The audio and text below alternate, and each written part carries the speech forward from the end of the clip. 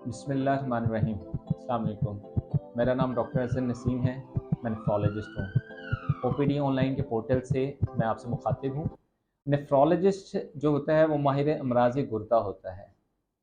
Nephrologist का काम है कि जो गुर्दे के अमराज हैं, जो शुगर की वजह से, ब्लड प्रेशर की वजह से या कोलेस्ट्रॉल की ज़्यादती की वजह से या कुछ और इन्फेक्शंस की वजह से जब गुर्दा मुतासिर होता है तो नेफ्रोलॉजिस्ट उसका इलाज करता है।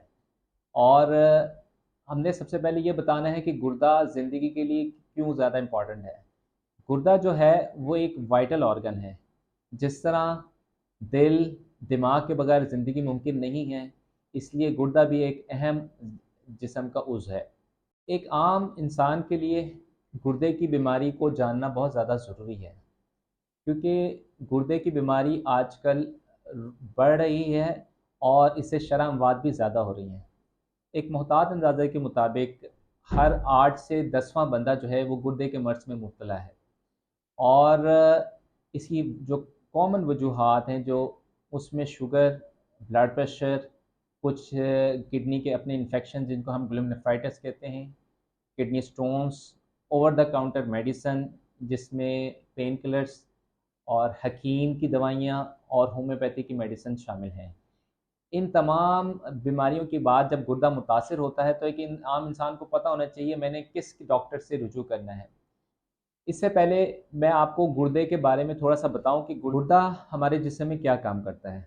इंसानी जिस्म में 2 गुर्दे होते हैं और इन गुर्दों का काम है कि हमारे जिस्म में जो मेटाबॉलिज़्म होता है, जो हम खुराक खाते हैं और जो हमारे जिस्म में इन खुराक के हाज़मे के बाद जो फ़ासिद मादे पैदा होते हैं, उनकी डिटॉक्सिफ़िकेशन करना और उस ज़हरीले मादों को जो है उसको ख़ारिज करना है पेशाब की सूरत में। गुर्दा जो है जब खून में से फ़ासिद मादों को फ़िल्टर करने के बाद पेशाब की सूरत में जो है फ़ासिद मादों को ख़ारिज कर देता है और जो चीज़ें जिस्म के अंदर ज़रूरी होती हैं उसको वो वापस खून में भेज देता है। गुर्दे के दूसरे अहम रोल्स में ब्लड प्रेशर का तवाज़ुन में रखना, ब्लड प्रेशर का कंट्रोल है। नेफ्रोलॉजिस्ट के पास जाना क्यों ज़रूरी है? देखिए, जब गुर्दा मुतासिर होता है उसका कॉमन टेस्ट है, जब हम गुर्दे के टेस्ट कराते हैं क्रेटिनिन, और वो जब बड़ा होता है तो लोग परेशान हो जाते हैं कि ये क्रेटिनिन बढ़ गई है और इससे फिर हमारा गुर्दा जो है ख़राबी की तरफ जा रहा है। लेकिन लोग ये नहीं उनको पता चलता कि हमने कहाँ जाना है, किस डॉक्टर से रुजू करना है। देखें, जब क्रेटिनिन बढ़ती है इसका मतलब गुर्दा कमज़ोर हो रहा है।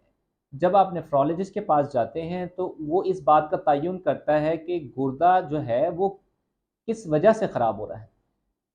जो 70 टू 80% गुर्दे की बीमारी है ये सेकेंडरी टू अदर डिजीज़ेज़ है। इसका मतलब ये है कि ज़्यादातर गुर्दा बाकी किसी वजह से ख़राब है।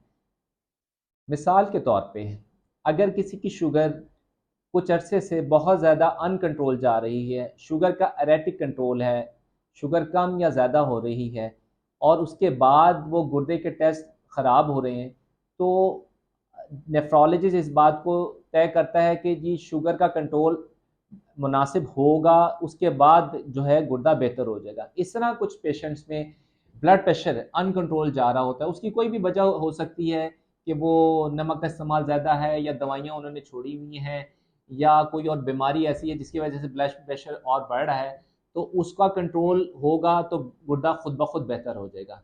इस तरह हमारे पास कुछ पेशेंट्स आते हैं, वो दवाइयाँ यूज़ कर रहे होते हैं ओवर द काउंटर। इसका मतलब अपनी मर्ज़ी से पेन किलर्स खा रहे होते हैं, कभी सर में दर्द है, कभी टाँगों में दर्द है, लेकिन कभी किसी ने ये नहीं उनको बताया कि इसकी वजह से गुर्दा और मैदा दोनों नुकसान में जाते हैं। इसकी वजह से दोनों पे असर बुरा पड़ता है। इसके अलावा कुछ हमारे पेशेंट रूरल एरियाज़ में ख़ास तौर पे गुर्दे की बीमारी के लिए हकीम के पास जाते हैं और हमारे हुक्मा हज़रात जो है उनको इस तरह की मेडिसिन देते हैं जिसमें हैवी मेटल्स होती हैं और जो वो गुर्दे के लिए नुकसानदेह होते हैं। गुर्दे की कमज़ोरी की एक वजह गुर्दे की पथरी है जिसे हम किडनी स्टोन्स कहते हैं। इसके लिए भी जब गुर्दे में कमज़ोरी आए या पेन हो तो आप अपने नेफ्रोलॉजिस्ट से रब्ता करते हैं, जो कि दवाइयों से गुर्दे की पथरी की हल के लिए कोशिश करता है। उम्मीद है कि आपको मेरी बातों से मालूमात में इजाफ़ा हुआ होगा। आपका जो भी कोई सवाल हो तो आप इसके कमेंट सेक्शन में ज़रूर बताइएगा। मैं आपके सवालात का तसल्ली बाद जवाब देने की कोशिश करूँगा और आने वाली वीडियोज़ में भी उसको कवर करूँगा।